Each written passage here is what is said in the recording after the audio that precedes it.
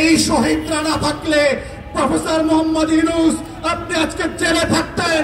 6 তলার building, lift ছাড়া, বিদ্যুৎ ছাড়া বিল্ডিং এর 6 তলায় হাসিনা আপনাকে উঠবস করাইতো। সেই দিনের কথা ভুলে যাবেন না। আপনার মামলাগুলো আজকে আদালত দিয়ে নাই করে দিয়েছেন। এই নাই করার রাজনীতি হইতো না, আপনার মামলা চলতো। যাদের রক্তের কারণে আজকে আপনি বেকসুর খালাস, যাদের রক্তের কারণে আপনি প্রধান উপদেষ্টা হয়েছেন, তাদের রক্তের বদলা যদি না নেন, আপনাকে আগামী দিনের মানুষ ক্ষমা করবে না। যেহেতু আমাদেরকে 3টা নির্বাচন থেকে বঞ্চিত করেছে, তার রাজনীতি নিষিদ্ধ না হলেও আগামী 3টা নির্বাচনকে আওয়ামী লীগ এবং জাতীয় পার্টিকে ন্যায্যতার ভিত্তিতে বঞ্চিত করতে হবে। আওয়ামী লীগ রাজনৈতিক দলের ডেফিনিশনের পরে কিনা সেটা আগে আদালতে আওয়ামী লীগকে প্রমাণ করতে হবে। যদি জনতার আদালতে, বাংলাদেশের গণঅভ্যুত্থান পরবর্তী বাংলাদেশ 2-এর আদালতে এবং বিচারিক আদালতে আওয়ামী লীগ প্রমাণ করতে পারে যে তারা রাজনৈতিক দলের সংজ্ঞা, সকল সংজ্ঞা পূরণ করেন, অনলি দেন তাদের রাজনীতি থাকার প্রশ্ন দ্বিতীয় প্রশ্ন আকারে আসবে। কিন্তু আমাদের কাছে গণঅভ্যুত্থানের যেই রিপোর্ট মানবাধিকারের দপ্তর থেকে এসছে, জাতিসংঘের কাছ থেকে, এটা খুব প্রচ্ছন্নভাবে পরিষ্কার। 45-এ যেই যুক্তিতে এবং যেই কারণে জার্মানিতে নাৎসিদেরকে নিষিদ্ধ করা হয়েছিল, ফ্যাসিস্টদেরকে ইটালিতে নিষিদ্ধ করা হয়েছিল, ফ্রাঙ্কোর দলকে নিষিদ্ধ করা হয়েছিল, দক্ষিণ আমেরিকার প্রত্যেকটা গণ অভ্যুত্থানের বিপক্ষের শক্তিকে নিষিদ্ধ করা হয়েছিল।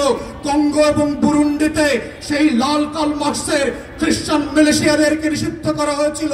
জঙ্গি ট্রিপল এক্সকে যেইভাবে ক্লু ক্লাক্স ক্লানকে আমেরিকাতে নিষিদ্ধ করা হয়েছে, তার প্রত্যেকটা সংজ্ঞায় আওয়ামী লীগ নোবেল পুরস্কার পেয়েছে।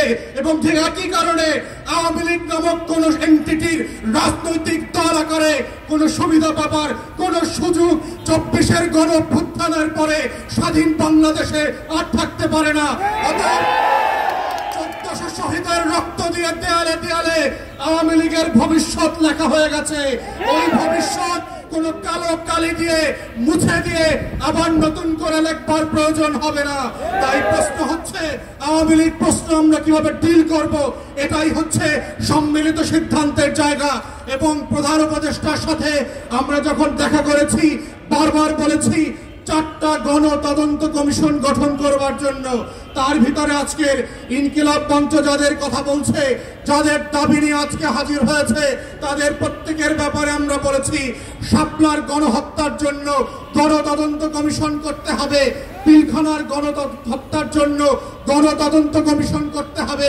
কিন্তু আমরা দুঃখজনকভাবে দেখলাম পিলখানার থেকে দায়িত্ব এড়িয়ে একটা প্রজ্ঞাপন দিয়ে যে কমিশন দেওয়া হয়েছে, তার ক্ষমতা খর্ব করা হয়েছে।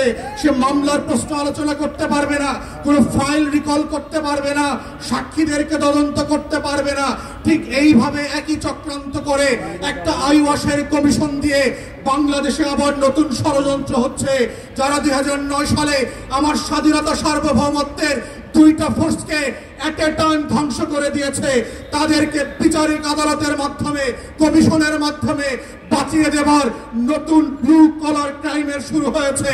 এই কমিশনকে দায়িত্ব খর্ব করে যেটা করা হয়েছে সেটাকে আমরা প্রত্যাখ্যান করছি এবং আমরা বলছি নতুন করে প্রজ্ঞাপন দিয়ে তার টার্মস অফ রেফারেন্সকে রিভাইজ করতে হবে এবং গণ তদন্ত কমিশনের ফর্মে নিয়ে আসতে হবে। আমরা তৃতীয় বলেছিলাম বাংলাদেশে গুম খুন আয়নাঘর থেকে শুরু করে গত 16 বছরে যেই রাষ্ট্রীয় মদদে খুন খারাপির রাজত্ব কায়েম করা হয়েছিল, সেটার জন্য গণতদন্ত কমিশন করতে হবে। ঠিক একইভাবে দেখলাম একটা গুম কমিশন করা হয়েছে যার ক্ষমতা নাই, যাকে অযোগ্য লোক দেওয়া হয়েছে, পাবলিকলি সাফিসিয়েন্টলি ম্যান পাওয়ার দেওয়া হয় নাই। গণতদন্তের যে ফর্ম আমরা বলেছি, যে কাঠামো প্রস্তাব করেছিলাম, সেই কাঠামো পর্যন্ত দেওয়া হয় নাই। ঠিক একইভাবে প্রধান উপদেষ্টাকে আমরা বলেছিলাম জুলাই আগস্টের গণ অভ্যুত্থানকে ঘিরে একটা গণতদন্ত কমিশন করেন এবং আমরা এটার ফরম্যাট পর্যন্ত একাধিক উপদেষ্টাকে দিয়েছি। আমেরিকার কংগ্রেশনাল হিয়ারিং এর মডেলে, সিনেট হিয়ারিং এর মডেলে, ব্রিটিশ এবং ইউরোপিয়ান পার্লামেন্টগুলোতে যেভাবে উন্মুক্ত শুনানি হয় সেই শুনানির মডেলে করে সেইখানে গণতদন্ত কমিশন হতে হবে। আজকের ইনকিলাব মঞ্চে এসে যেইভাবে শহীদরা তাদের বক্তব্যের কথা বলছে, সেই উন্মুক্ত শুনানিতে যেটা পিটিভি লাইভ সম্প্রচার করবে, সেখানে শহীদ পরিবার এসে তার গল্পের কথা বলবে, তার কষ্টের কথা বলবে, তার আকাঙ্ক্ষার কথা বলবে। আগামী দিনে আওয়ামী লীগের রাজনীতি থাকবে কি থাকবে না সেই কথা 1400 শহীদ পরিবারকে সিদ্ধান্ত নিতে হবে। কোন সুশীল উপদেষ্টার কথায়, কোন শাশুড়ির কথায়, দিল্লির কথায় সেই সিদ্ধান্ত হবে না। আমাদের বক্তব্য খুব পরিষ্কার, গণঅভ্যুত্থানের পক্ষের শক্তিরা গণতদন্ত কমিশনে গিয়ে উন্মুক্ত শুনানিতে অংশ নিয়ে বাংলাদেশের কোটি কোটি নাগরিক যেখানে নিবন্ধন করে তাদের মতামত দিতে পারবে, সেই মতামতের উপরে ভিত্তি করে আওয়ামী লীগ প্রশ্ন, গণহত্যার প্রশ্ন, জাতীয় পার্টি এবং 14 দলীয় দিল্লির গোলামদের ভবিষ্যৎ কি হবে সেইটা সিদ্ধান্ত নিতে হবে এবং সেই সিদ্ধান্তের উপরে ভিত্তি করে আওয়ামী লীগের ভবিষ্যৎ নির্ণীত হবে। এই প্রস্তাব দেবার 7 মাস 8 মাস পেরিয়ে গেলে পরে আমরা দেখতে পাচ্ছি জুলাই গণহত্যা নিয়ে কোনো উচ্চবাচ্য করবার আয়োজন দেখতে পাচ্ছি না। জুলাইয়ের গণকবর যেটা আমরা আগস্ট সেপ্টেম্বরে ভিজিট করেছি, সেইখানে উপদেষ্টাদের যাবার কোনো মদত দেখতে পাচ্ছি না। অথচ এখানে অনেক উপদেষ্টা দেখেছি 71-এর চেতনা বিক্রি করতে করতে 14ই ডিসেম্বরের শহীদদের কবর জিয়ারত করতে করতে মুখে ফেনা তুলে ফেলেছেন, কিন্তু রায়ের বাজার বধ্যভূমিতে জুলাইয়ের 114 শহীদের কবর জিয়ারত করার সময় তাদের নাই।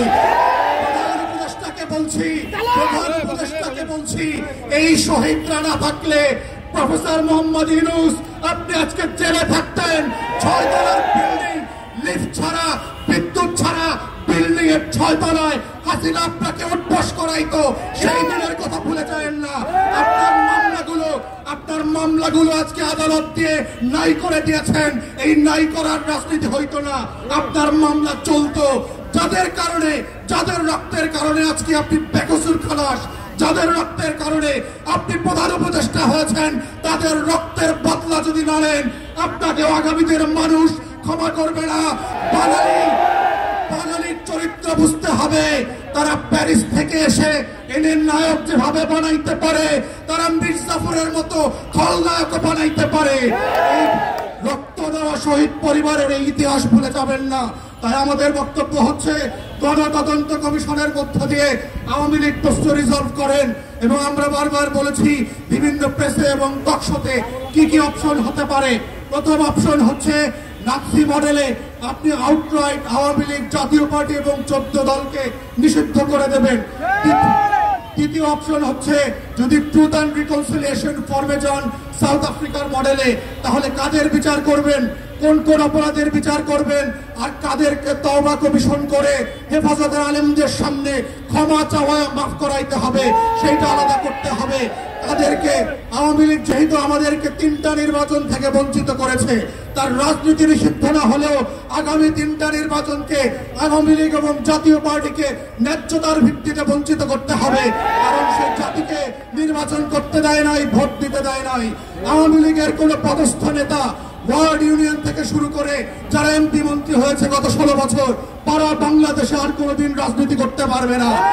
এইরকম শর্ত করে গণতদন্ত কমিশনের মাধ্যমে প্রয়োজনে গণভোটে দিয়ে আওয়ামী লীগ, জাতীয় পার্টির প্রশ্ন ন্যায্যতার ভিত্তিতে সমাধান করবার মধ্য দিয়েই আজকের এই শহীদদের বিচার ফয়সালা হইতে হবে।